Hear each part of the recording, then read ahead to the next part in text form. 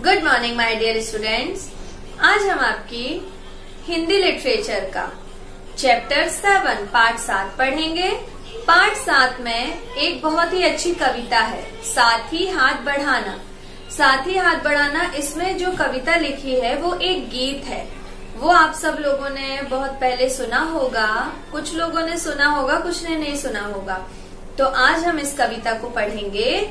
इस कविता को साहिर लुधियानवी जी ने लिखा है और वो इस गीत के माध्यम से हम सबको ये प्रेरणा दे रहे हैं कि हम सबको हमेशा आपस में मिलकर काम करना चाहिए। हम एकता में बहुत शक्ति होती है। हम मिलकर कितने भी कठिन से कठिन काम क्यों ना हो, हर असंभव काम को हम सब संभव कर सकते हैं। साहिर लुधियानवी जी का असली नाम अब्दुल हई साहिर है। इनका जन्म कब हुआ था? 8 मार्च 1921 में हुआ था। लुधियाना के एक जागीरदार घराने में इनका जन्म हुआ था। हालांकि इनके पिता बहुत धनी थे, पर माता पिता में अलगाव होने के कारण उन्हें माता के साथ रहना पड़ा। मतलब इनके पापा रिच फैमिली से बिलोंग करते थे, लेकिन इनके मम्मी पापा में जो भी कुछ प्रॉब्लम हो गई होगी तो दोनों अलग अलग रहते थे। तो ये किसके साथ रहे? अपनी मम्मी के साथ रहे। तो माता के साथ रहे तो इनको गरीबी में गुजर करना पड़ा। मतलब माता की कंडीशन अच्छी नहीं रही, मम्मी अलग रहती थी मम्मी, और गरीबी में ये रह रहे थे अपनी माँ के साथ। साहिर जी की शिक्षा लुधियाना के खालसा हाई स्कूल में हुई और 59 अर्थात 59 वर्ष की अवस्था में 25 अक्टूबर 1980 25 अक्टूबर 1980 को इनको दिल का दौरा पड़ा, जिससे साहिर लुधियानवी जी का निधन हो गया था।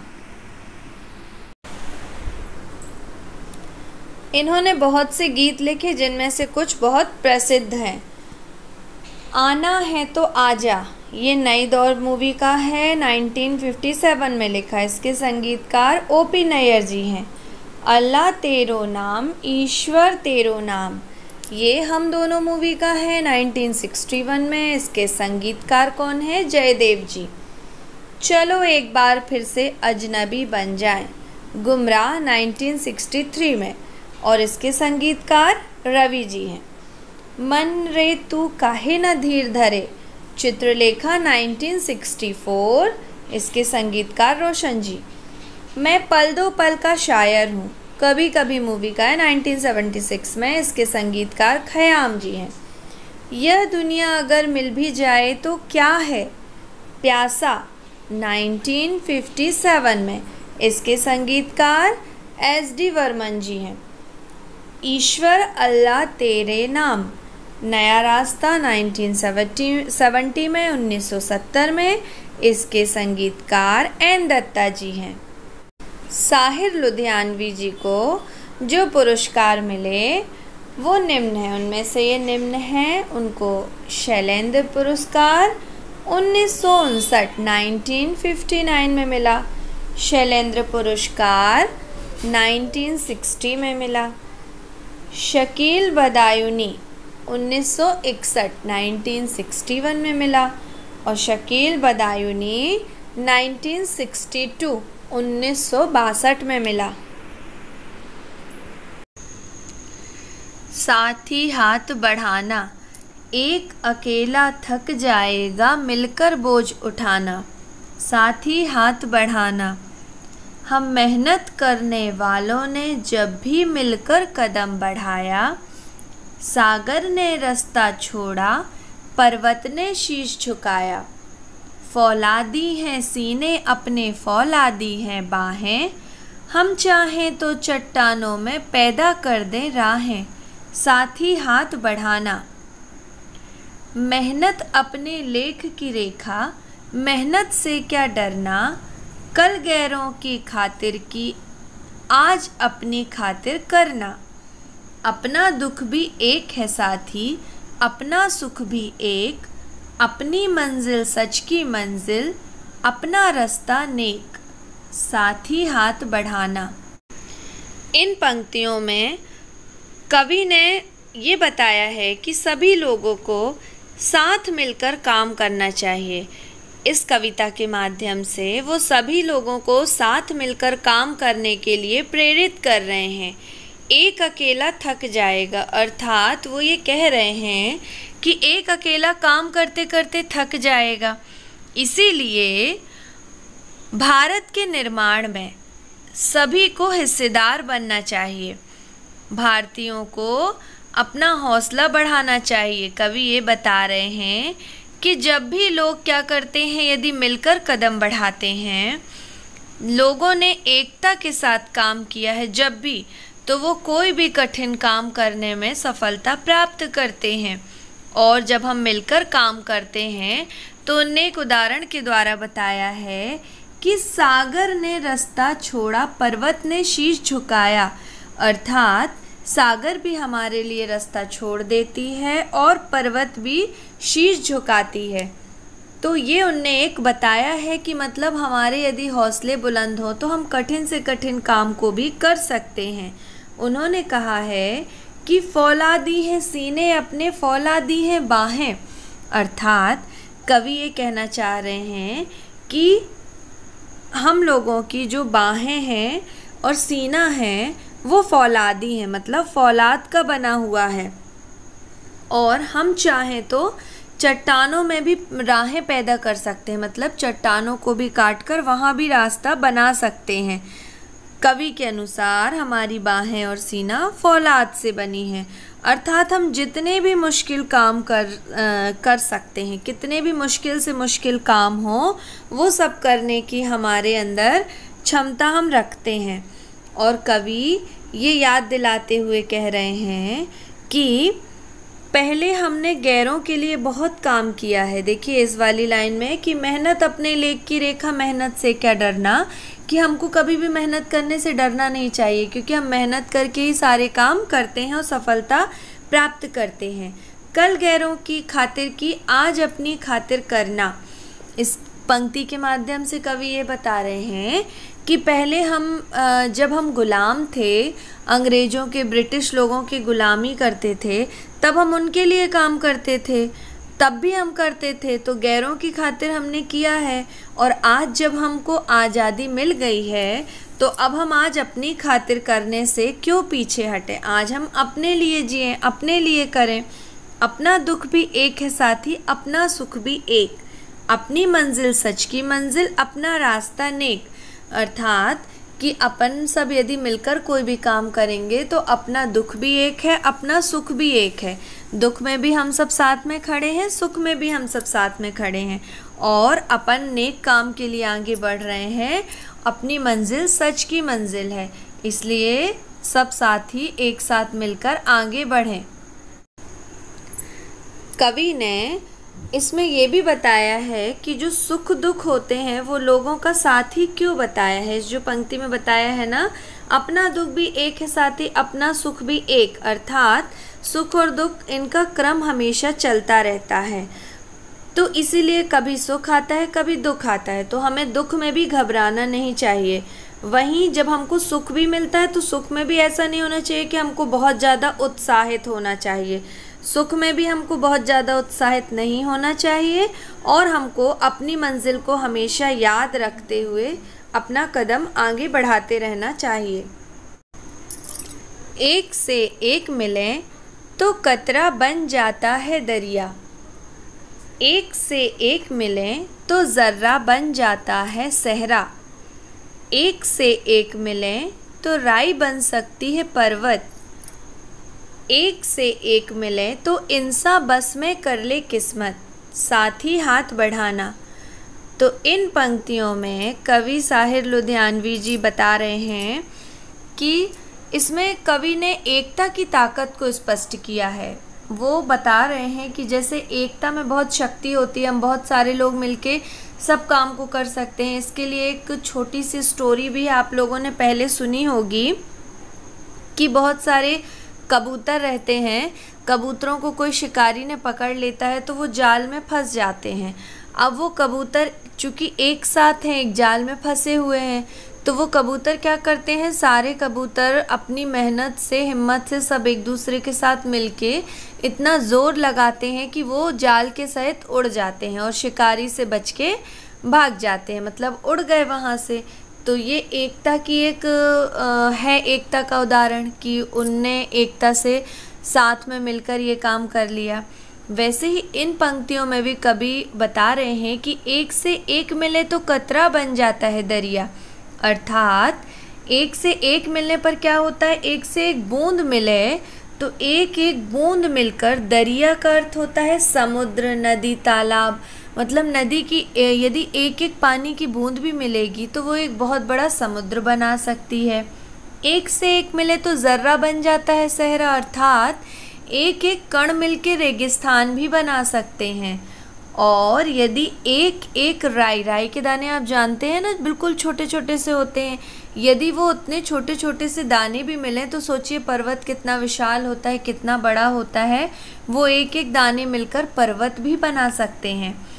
इसी प्रकार एक से एक इंसान मिले, यदि सारे इंसान आपस में मिलकर काम करें तो हमारे लिए कोई भी काम नामुमकिन नहीं रह सकता, कोई भी काम हमारे लिए मुश्किल नहीं हो सकता। हम कठिन से कठिन काम को कर सकते हैं। साथ ही हाथ बढ़ाना।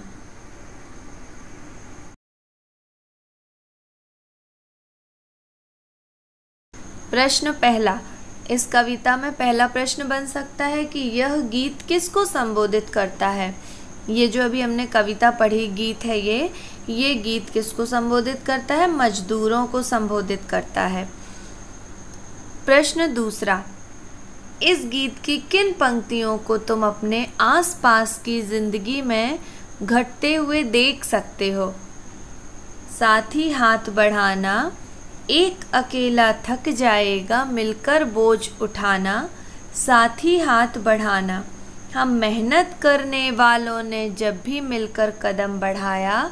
सागर ने रास्ता छोड़ा, पर्वत ने शीश झुकाया। फौलादी हैं सीने अपने, फौलादी हैं बाहें, हम चाहें तो चट्टानों में पैदा कर दें राहें। उपयुक्त पंक्तियों को हम अपने आसपास किसी भी कार्यालय या कंपनी में देख सकते हैं। अर्थात इस प्रश्न के उत्तर में हम इन पंक्तियों को लिखेंगे। प्रश्न तीसरा, सागर ने रास्ता छोड़ा, पर्वत ने शीश झुकाया।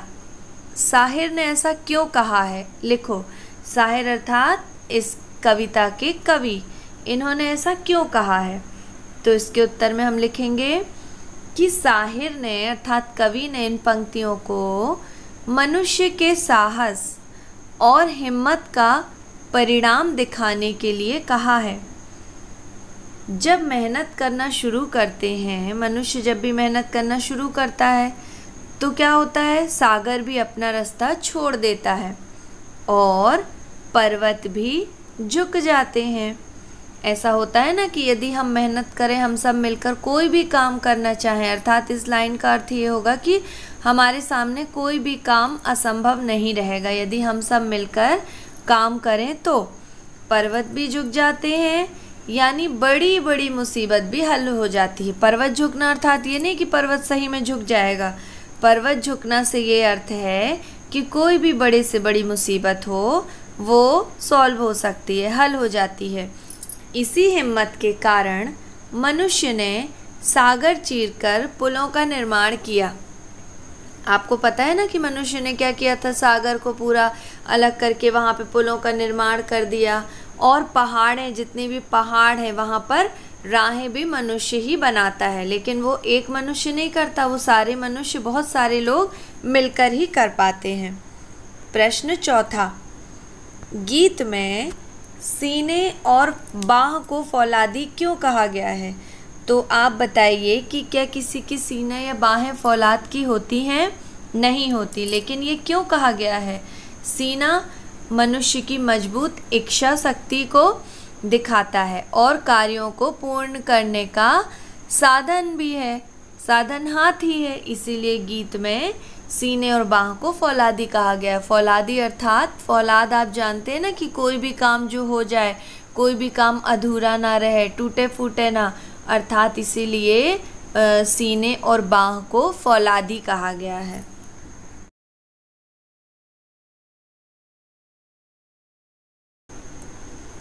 भाषा की बात, इसका प्रश्न पहला है। इसमें दो बातें लिखी हुई हैं। अकेला चना भाड़ नहीं फोड़ सकता, ये दो कहावतें हैं। और दूसरी कहावत है, एक और एक मिलकर 11 होते हैं। अब दो कहावतों के ऊपर दो प्रश्न दिए हुए हैं। का ऊपर लिखी कहावतों का अर्थ गीत की किन पंक्तियों से मिलता जुलता है? अर्थात ये जो दो कहावतें लिखी हैं वो जो अभी हमने गीत पढ़ा है वो किन पंक्तियों से मिलता जुलता है, पहले वो पंक्तियाँ लिखना है। और दूसरे क्वेश्चन में दोनों कहावतों का अर्थ कहावत कोश में देखकर समझो और वाक्य के संदर्भ में उनका प्रयोग करो। अर्थात दूसरे में क्या करना है, दोनों कहावतों का अर्थ बताना है और उसी अर्थ से संबंधित वाक्य में एक प्रयोग करना है। तो इसमें अब हम पहला क्वेश्चन करेंगे। पहले में क्या बतानी है, दोनों की पंक्तियाँ कि इस गीत की कौन सी लाइन मिलती है इसमें। तो ऊपर लिखी कहावतों का अर्थ गीत की निम्न पंक्तियों से मिलता जुलता है। पहला जो है, अकेला चना भाड़ नहीं फोड़ सकता, उसमें गीत की ये लाइनें आएंगी। साथी हाथ बढ़ाना, एक अकेला थक जाएगा मिलकर बोझ उठाना। साथी हाथ बढ़ाना, हम मेहनत करने वालों ने जब भी मिलकर कदम बढ़ाया, सागर ने रास्ता छोड़ा, पर्वत ने शीश झुकाया। फौलादी हैं सीने अपने, फौलादी हैं बाहें, हम चाहें तो चट्टानों में पैदा कर दे राहें। साथी हाथ बढ़ाना। इसके बाद दूसरी कहावत दी हुई है, एक और एक मिलकर 11 होते हैं। इसके लिए गीत में कौन सी लाइन्स आई हुई हैं? एक से एक मिल तो कतरा बन जाता है दरिया, एक से एक मिले तो जर्रा बन जाता है सहरा। एक से एक मिले तो राई बन जाता है पर्वत, एक से एक मिले तो इंसान बस में कर ले किस्मत। साथी हाथ बढ़ाना। ये का वाला प्रश्न हमने कंप्लीट किया। इसके बाद खा में पूछा गया है कि ये जो दोनों लाइन्स हैं, दोनों कहावतें हैं, उनका अर्थ बताना है और वाक्य में प्रयोग करना है। तो पहला है, अकेला चना भाड़ नहीं फोड़ सकता। इसका अर्थ होता है अकेला व्यक्ति सारी मुसीबतों का सामना नहीं कर सकता। अब इसका हम वाक्य में प्रयोग करेंगे। रोहन ने ऑफिस का सारा काम खुद करना चाहा, परंतु असफल रहा। सच कहा गया है कि अकेला चना भाड़ नहीं फोड़ सकता। अर्थात रोहन नाम का एक व्यक्ति है, वो यदि ऑफिस का काम चाहे कि वो पूरा काम खुद अकेला कर ले, तो वो करना चाह रहा था, तो वो नहीं कर पाया। इसलिए ये कहावत सच हो गई कि सच कहा गया है कि अकेला चना भाड़ नहीं फोड़ सकता। इसके बाद हम दूसरी कहावत का वाक्य में प्रयोग करेंगे। एक और एक मिलकर 11 होते हैं। इसका अर्थ क्या होता है? एकता में ताकत होती है। अब इसका हम वाक्य में प्रयोग करेंगे कि इस काम को मिलजुल कर किया जाए तो यह संभव है, क्योंकि एक और एक मिलकर 11 होते हैं।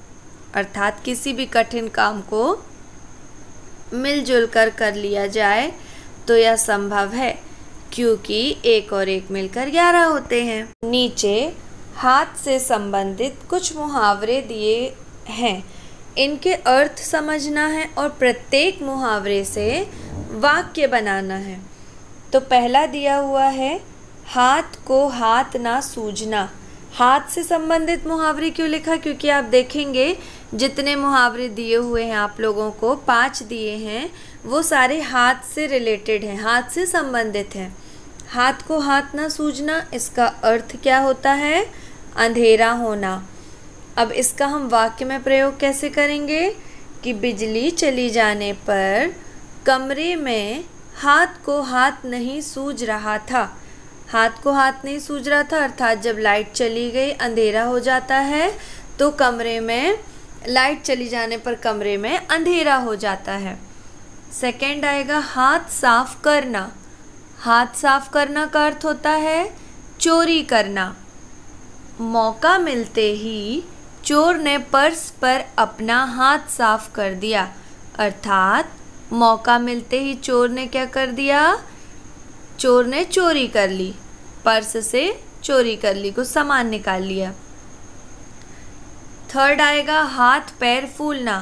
हाथ पैर फूलना का अर्थ होता है डर से घबरा जाना। डर से घबरा जाना, इसका वाक्य में प्रयोग कैसे करेंगे? सांप देख लेने से उसके हाथ पैर फूल गए, अर्थात सांप देख लेने से वो डर से घबरा गया। इसके बाद लास्ट वाला है फिफ्थ वाला, हाथों हाथ लेना। हाथों हाथ लेना का अर्थ क्या होता है? स्वागत करना। इसका हम वाक्य में प्रयोग करेंगे कि कंपनी का नया सामान निकलते ही लोगों ने उसे हाथों हाथ लिया। होता है ना कि कोई नया प्रोडक्ट आता है, कोई भी नया सामान आता है तो लोग उसका स्वागत करते हैं, अर्थात कंपनी का नया सामान निकलते ही लोगों ने उसे हाथों हाथ लिया।